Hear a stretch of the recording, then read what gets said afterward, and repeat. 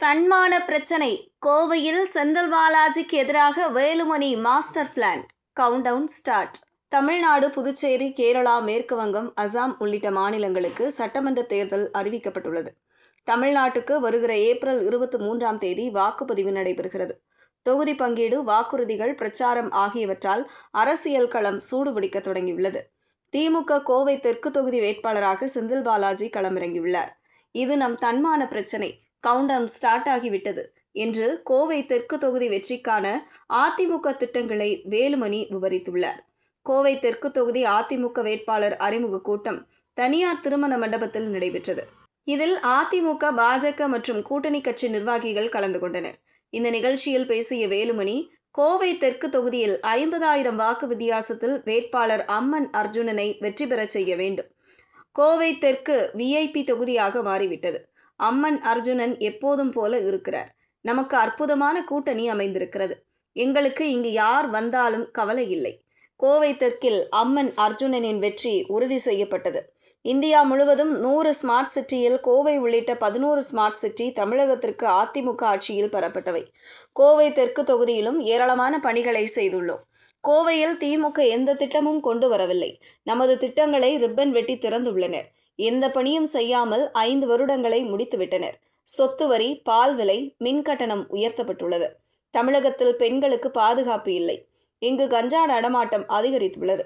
கோவை, திருப்பூர், நீலகிரி மாவட்டங்களின் 21 தொகுதிக்கு நான் பொறுப்பாளர். இந்த தொகுதிகளில் நாம் வெல்வோம்.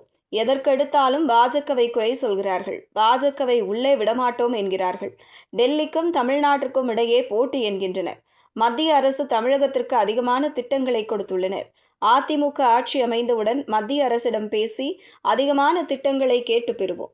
கோவைக்கு ஏதாவது செய்தோம் என்பதை செந்தில் பாலாஜியால் சொல்ல முடியுமா? இன்னும் 20 நாட்கள் சுழன்று பாடுபட வேண்டும். கூட்டணி கட்சிகளை அரவணைத்து செல்ல வேண்டும். கோவை வடக்கு தொகுதியில் போட்டியிடும் பாஜக வேட்பாளருக்கு கேட்பதை செய்து கொடுக்க வேண்டும். தேர்தலில் குடும்பமாக செயல்பட வேண்டும்.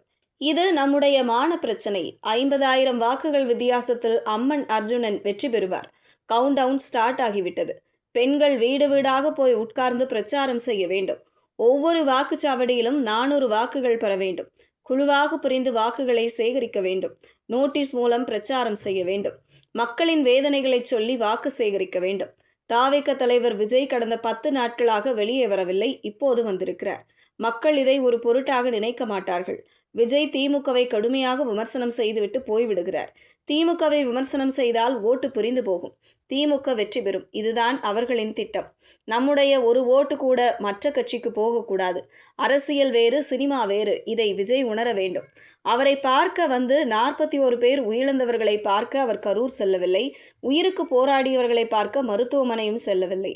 சொந்த கட்சியினரையே காப்பாற்ற முடியாதவர் எப்படி மக்களை காப்பாற்ற முடியும் எனவும் தெரிவித்தார். எல்லோரும் எம்ஜிஆர் ஆகிவிட முடியாது. அவர்கள் எந்த தொகுதியிலும் வெற்றி பெறப் போவதில்லை. திமுக எதிர்ப்பு ஓட்டுகளை பிரித்து அதிமுகவின் வெற்றிக்கு உதவி செய்வார்கள். எனவே அவர்களுக்கு ஓட்டு செல்லாமல் தடுக்க வேண்டும் என்றார்.